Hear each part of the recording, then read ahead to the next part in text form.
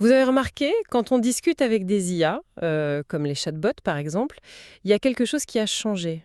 Ah oui, Bah oui, elles donnent plus seulement des réponses factuelles, elles ont un ton, un style, parfois même de l'humour.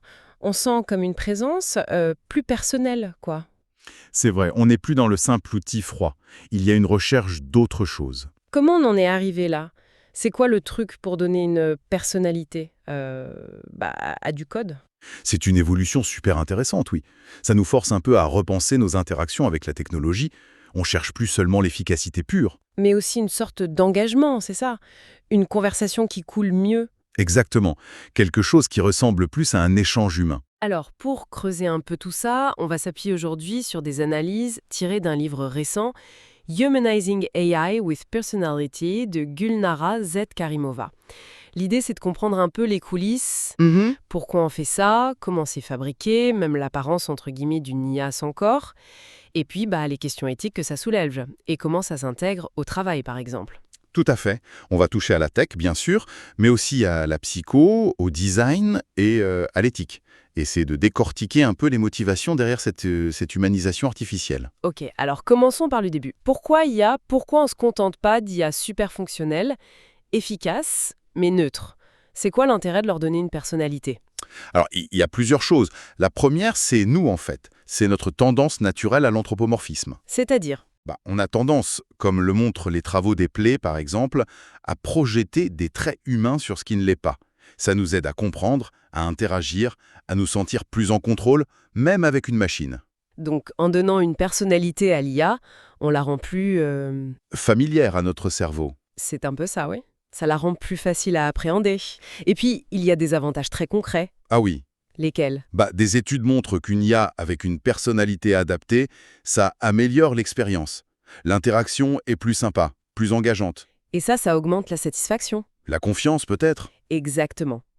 Un chatbot qui a l'air de comprendre, sur le plan relationnel, on va le trouver plus fiable, plus utile. D'ailleurs, le livre fait une distinction importante dès le départ, je crois, entre persona et personnalité. C'est pas la même chose. Non, et c'est une distinction clé, effectivement. Le persona, on peut voir ça comme le rôle, le masque que l'IA porte dans une situation donnée. Par exemple. Un assistant bancaire virtuel aura un persona pro, précis, rassurant. C'est conçu pour ce rôle spécifique. Ok. Et la personnalité alors? La personnalité, c'est vu comme quelque chose de plus profond, de plus stable. C'est l'ensemble des traits de fond qui guident le comportement de l'IA, même si elle change de rôle. Je vois. Donc une IA pourrait être fondamentalement, disons, analytique, mais exprimer ça différemment si elle est un tuteur ou un moteur de recherche. C'est exactement l'idée. Le persona, c'est la façade pour la fonction. La personnalité, c'est le caractère sous-jacent qui donne la cohérence. C'est plus subtil. Oui, carrément. Et du coup, comment les concepteurs font pour fabriquer ça? C'est quoi leur boîte à outils? Ah oui. Le chapitre 5 explore justement ça. Et cette boîte à outils, elle est devenue assez fournie. On peut distinguer plusieurs approches principales. D'accord. Il y a d'abord les personas prédéfinis. C'est le plus simple. On assigne des traits fixes, genre poli, serviable, va droit au but. Ok, la base. Stable, mais un peu rigide, j'imagine? Voilà. Prévisible, mais pas très flexible. Mais on voit de plus en plus d'IA qui s'adaptent, non? Oui, un peu caméléon. Tout à fait. Ce sont les personas adaptatifs. Ces IA apprennent de l'interaction. Elles peuvent ajuster leur style, leur ton, en fonction de l'utilisateur ou de comment la conversation évolue. Elles peuvent même imiter un peu notre façon de parler. Oui, pour créer un meilleur lien. Il y a des techniques spécifiques pour ça. Le livre mentionne PRM ou PDNet, qui vise à rendre cette adaptation plus fine tout en restant cohérente. Ça devient plus dynamique là, et il y a des approches qui vont chercher encore plus loin, c'est ça, dans des modèles plus psychologiques. Oui, on passe à des méthodes plus sophistiquées. Certaines utilisent des modèles psychologiques connus, comme le Big Five, le MBTI ou l'énéagramme. Ah oui, les tests de personnalité. C'est ça. L'idée, c'est d'utiliser ces cadres pour définir une personnalité IA plus riche, basée sur des dimensions humaines reconnues. Et ensuite, des algos d'apprentissage automatique génèrent des comportements qui collent à ce profil. Fascinant. Et le livre parle aussi d'une approche avec les archétypes. Effectivement, les personas basés sur les archétypes de Jung. Pensez aux héros, aux sages, aux soignants. L'explorateur. Voilà. L'idée, explorée dans le livre, c'est que ces figures universelles résonnent en nous et permettent une connexion émotionnelle plus directe avec l'IA. L'archétype va teinter tout son comportement. Et bien sûr, il y a d'autres types, comme imiter des personnages historiques ou créer des IA juste pour le soutien émotionnel. Ça montre la variété des buts. C'est fou la palette d'outils. Ça montre bien qu'il y a une vraie intention derrière ces personnalités. Mais ça m'amène à une question un peu bizarre. Comment on parle d'apparence pour une IA qui est souvent juste du texte? C'est quoi l'apparence d'un chatbot?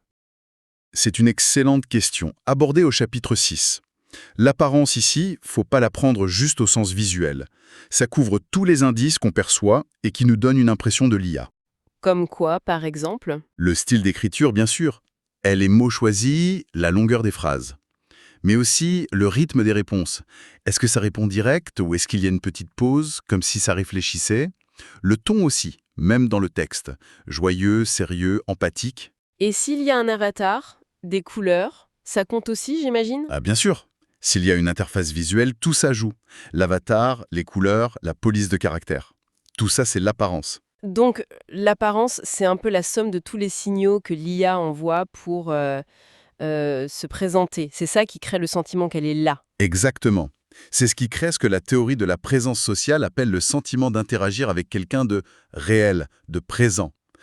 Karimova propose même un cadre pour bien aligner tous ces indices avec la personnalité ou l'archétype choisi. Mais attention, le livre met en garde contre un truc, l'esthétique overshadowing. L'esthétique qui prend le dessus. C'est quoi le risque? C'est le risque que des éléments de design, même s'ils sont sympas, finissent par gêner le but premier.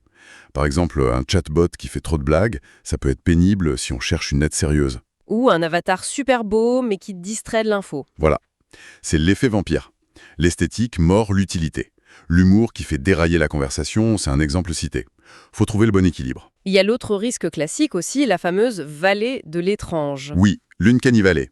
Si une IA, surtout avec un avatar, devient super réaliste, mais qu'il y a un petit truc qui cloche, ça peut créer du malaise, voire du dégoût, au lieu de l'empathie. C'est tout un art de doser le réalisme. Ok, ça c'est pour un perception. Mais est-ce que l'IA peut aller plus loin? Est-ce qu'elle peut apprendre à mieux simuler les émotions, à mieux y réagir? Alors là, on touche à un concept intéressant du chapitre 6, l'ontogénie émotionnelle. Attention, on ne dit pas que l'IA ressent des émotions comme nous. Non, bien sûr. L'ontogénie émotionnelle, c'est plutôt le processus par lequel l'IA s'améliore pour reconnaître les émotions humaines, les interpréter dans leur contexte et y répondre d'une manière qui nous semble appropriée. Et ça s'apprend. Ça s'apprend comment? Par l'interaction. Oui, principalement. L'IA analyse ce qu'on dit, comment on le dit, les mots, la ponctuation, parfois le ton si c'est vocal. Elle détecte des indices d'émotion et elle apprend de nos réactions à ses propres réponses. Ah, par le feedback. Exactement. Le feedback peut être implicite. Est-ce qu'on continue la conversation? Est-ce qu'on a l'air satisfait? Etc. Ou parfois explicite si on note la réponse. Et petit à petit, l'IA ajuste ses stratégies pour devenir plus intelligente émotionnellement, si on peut dire. C'est comme un apprentissage social, mais à grande échelle et très rapide. Et ça peut avoir un effet sur nous en retour? C'est une possibilité intéressante, oui. Le livre parle de coévolution. À force d'interagir avec une IA qui exprime ou simule des émotions, on pourrait inconsciemment adapter notre propre communication ou même ressentir une sorte d'écho. La frontière devient un peu floue. Passionnant. On a vu la psycho, la technique, mais concrètement, dans les entreprises, comment ça se passe? Intégrer une IA qui a du caractère, c'est pas juste brancher un truc, j'imagine. Ah non, clairement pas. Le chapitre 2 aborde ça, l'intégration en entreprise. Et il dit bien que les modèles classiques d'adoption de la technologie, comme TAM ou VAM, ils suffisent pas tout à fait pour ces IA avec personnalité. Pourquoi? Qu'est-ce qui change? Parce qu'elles soulèvent des questions spécifiques. La confiance émotionnelle, l'alignement avec l'image de marque, comment on gère cette relation dans la durée. C'est plus complexe qu'un simple outil. Et du coup, qu'est-ce qui fait qu'une entreprise va réussir à adopter ce genre d'IA? Quels sont les facteurs clés? La confiance, c'est numéro 1. Et la protection de la vie privée, c'est crucial, vu qu'on peut partager des choses personnelles. Logique. Ensuite, bien sûr, faut que ce soit facile à utiliser, performant. Mais aussi, est-ce que la personnalité apporte vraiment quelque chose? Est-ce que ça rend l'expérience meilleure, plus efficace, plus agréable? Et puis, il faut que ça colle avec la culture de l'entreprise. Et le processus pour la mettre en place, c'est quoi les grandes étapes? Alors, Le livre propose un cadre. Grosso modo, il y a d'abord une phase d'alignement stratégique et de conception. Il faut bien définir le rôle, la personnalité, en lien avec l'identité de la marque. C'est là qu'on choisit le type de persona, le style. Faut que ça soit cohérent avec l'image de l'entreprise. Exactement. Des outils comme le prisme de Cap Forer peuvent t'aider à structurer ça. Quelle image, quelle relation, quelle culture l'IA doit véhiculer. Ensuite, il y a la partie technique et sécurité. C'est le développement pur. Choisir les bonnes technos de langage, l'intégrer au système existant, comme le CRM, et surtout la sécurité. C'est hyper important. La confidentialité des données, j'imagine. Absolument. Faut du chiffrement, de l'authentification forte. Le livre cite même des plateformes spécialisées là-dedans, comme Private ou Airbots, pour montrer que c'est un vrai sujet. Ok. Une fois que c'est développé et sécurisé, faut le lancer et voir comment ça se passe. C'est ça, c'est la phase d'adoption et d'optimisation. Ça inclut le design de l'interface utilisateur, former les employés qui vont bosser avec, gérer le changement dans l'entreprise et surtout suivre comment ça marche en continu. Regarder les indicateurs, analyser les conversations. Oui, pour voir si ça atteint les objectifs et pour l'améliorer petit à petit.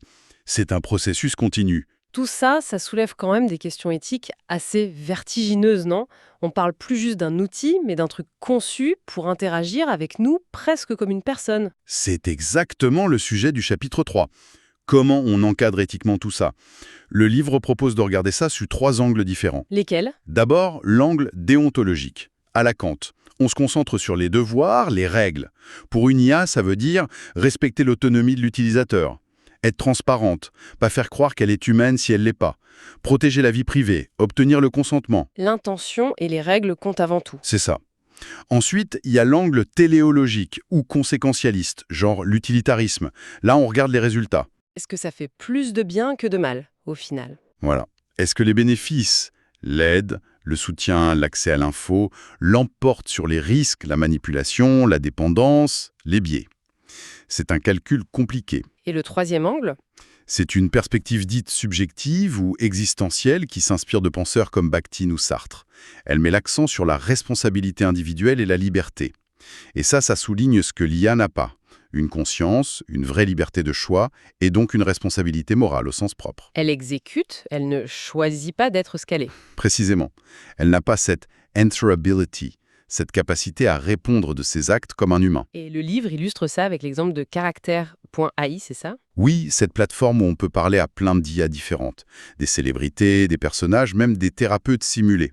Ça montre bien le dilemme. D'un côté, un potentiel énorme pour l'éducation, le jeu, peut-être même un soutien. Oui, pour des millions de gens. Mais de l'autre côté, il y a des vrais risques éthiques. Créer une dépendance affective, flouter la frontière entre réel et virtuel, utiliser nos données émotionnelles, manipuler sans qu'on s'en rende compte. Et il n'y a pas de réponse simple, là, j'imagine. Clairement pas. Ça dépend de l'angle éthique qu'on adopte. Et le livre va même plus loin en parlant de société de l'IA. C'est quoi cette idée? Alors, attention, le chapitre 4 fait une distinction. Il y a AI Society, c'est l'impact de l'IA sur notre société, mais la Society of AI, SOAI, c'est autre chose, c'est plus spéculatif. C'est quoi l'idée? Que les IA formeraient leur propre société entre elles? C'est un peu ça l'idée prospective. Imaginez des IA avec une identité propre qui communiquent, collaborent entre elles selon des règles, des protocoles standardisés. Le livre mentionne même un exemple théorique, Unify Protocol, pour assurer la transparence et l'éthique de ces échanges entre IA. Waouh! On appliquerait des concepts de sociologie comme la cohésion, les normes, mais à des IA. Voilà, inspiré de Durkheim par exemple. C'est différent de l'Internet des objets connectés, même social SIoT. Là, on parle d'une potentielle vie sociale des IA elles-mêmes. C'est assez vertigineux, oui. Et ça nous ramène à la tension principale du livre, non? Ouais. Cette dualité. Exactement. La conclusion insiste là-dessus. Est-ce qu'on va vers une symbiose poétique, une sorte de co-création enrichissante entre nous et les IA, ou est-ce qu'on glisse vers une soumission algorithmique, voire un esclavage machinique, pour reprendre des termes forts? Le risque est plus grand avec ces IA personnalisées, j'imagine. Oui, parce qu'elles touchent à nos émotions, à nos relations, elles se nourrissent de nos données les plus intimes. Elles pourraient devenir des outils de contrôle ou de formatage hyper subtils. Eh bien, quel voyage! On est parti d'une simple impression face à un chatbot un peu plus humain et on a exploré la fabrique de ses personnalités, leur look, leur place en entreprise, pour finir sur des questions éthiques profondes et cette vision de société d'IA. C'est dense. Oui, c'est un domaine qui nous renvoie sans cesse à nous-mêmes, à ce que ça veut dire être humain à l'ère de l'IA. Nos créations sont un miroir, en quelque sorte. Et pour laisser nos auditeurs réfléchir un peu, quelle dernière pensée tirée du livre on pourrait leur offrir? Peut-être celle-ci. L'IA devient une sorte de co-auteur de nos vies émotionnelles et sociales. Comment on fait activement pour que cette collaboration nous grandisse, nous enrichisse, plutôt qu'elle nous diminue? Et quel impact ça a sur nous, sur notre propre identité, de dialoguer tous les jours avec des personnalités qu'on a créées pour nous ressembler, et qui, bizarrement, finissent peut-être par nous façonner en retour?